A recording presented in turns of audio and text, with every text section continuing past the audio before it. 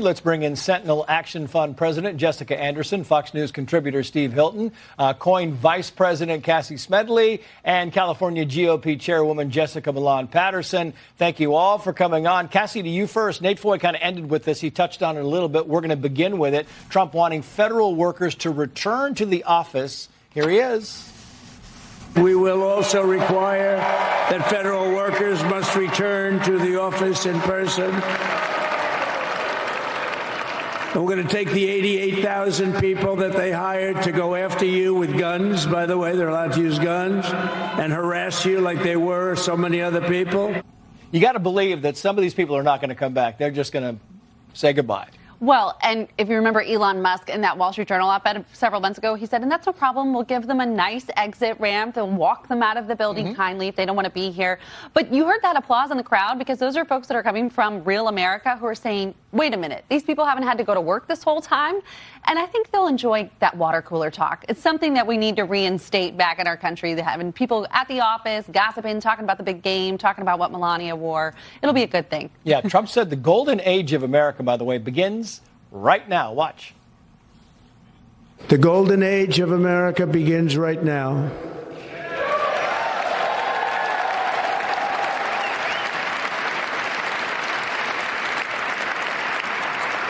From this day forward, our country will flourish and be respected again all over the world. I mean, Jessica Anderson, it's one of those things where people want to be part of the golden age. They want to say, you know what? I love being in the golden age. So it's effective. It's motivating. It's kind of a good message. Absolutely, Trace. Being Republican is cool again. I mean, you listed all these names that were in Washington the last 3 days, that are at balls tonight, that are celebrating America. It's everyone from Main Street to Wall Street to Tech, Silicon Valley, all coming here because we know things have to change. And that's what I think the golden age actually represents, is you have a crowd full cheering on executive orders. I mean, how policy wonky can we be? Because what it represents, two genders, securing the border, energy. This is the change we want. This is the golden age of America. And the celebration this weekend was palpable. And maybe, Jessica Milan Patterson, that's why the president also said today is Liberation Day. Listen. January 20th, 2025 is Liberation Day.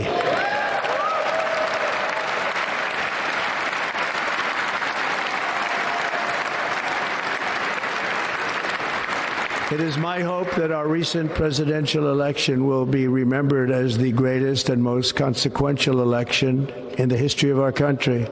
A lot of executive orders, a lot of gallows, a lot of balls. Do you think America will remember this day, Jessica? I think absolutely. I think what we've seen with the way that President Trump ran his campaign, he was very clear. He wanted to make America safe again. He wanted to make it affordable again. He wanted to make sure that we were leaders on the world stage again. He wanted to make sure we were energy independent. And he wasted no time getting to work.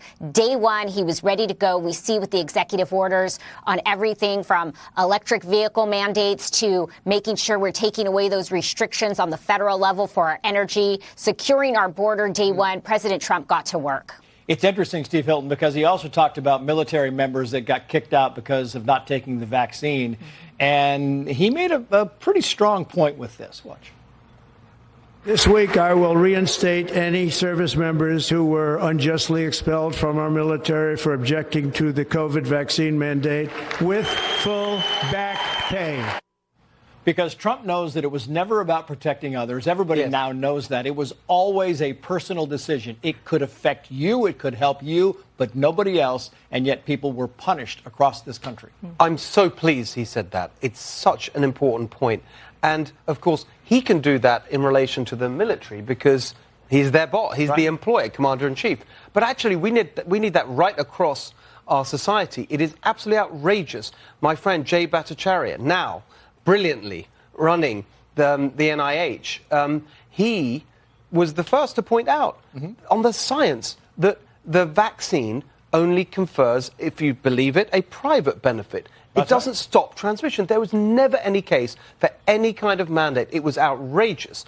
And I think everyone who lost their jobs should have either be reinstated or be compensated, or both, as President Trump said today. Yeah. Politico writes the following here, quoting, within minutes of Trump taking the oath of office, at least 3 lawsuits were filed in federal court in Washington seeking to shut down Elon Musk's Department of Government Efficiency, DOGE, until it complies with transparency rules related to governmental advisory entities. I mean, you got to believe, Cassie, the left is going to fight him at every turn. I just love that they're like, oh, we need this to be a transparent government agency. And everyone's like, we just found out you guys haven't been showing up at the office for 4 years. Right. I mean, the difference between what Donald Trump did today, President Trump, speaking through the camera to the American people. This was not a speech. And he did it, by the way, with President Biden and Kamala Harris behind him, right? And he didn't care. He wasn't there to be polite. He was there to get the job done that hasn't been getting done right for 4 years and had a mandate from the American people to do it. Yeah. And these lawsuits be damned, he's going to go forward, and that's exactly what we want him to do. We want that fighter back. Here, by the way, at the Starlight Ball, they're dancing again. We didn't know if we were going to get some coverage of this. We did. They are dancing, and as soon as the president starts speaking, we will go to him live. Meantime, Jessica Anderson, Trump said this about the Biden family and all the pardons. Watch. I was surprised that President Biden would go and pardon his whole family, because that makes him look very guilty. You know, I could have pardoned my family. I could have pardoned myself, my family. I said, if I do that, it's going to make me look very guilty.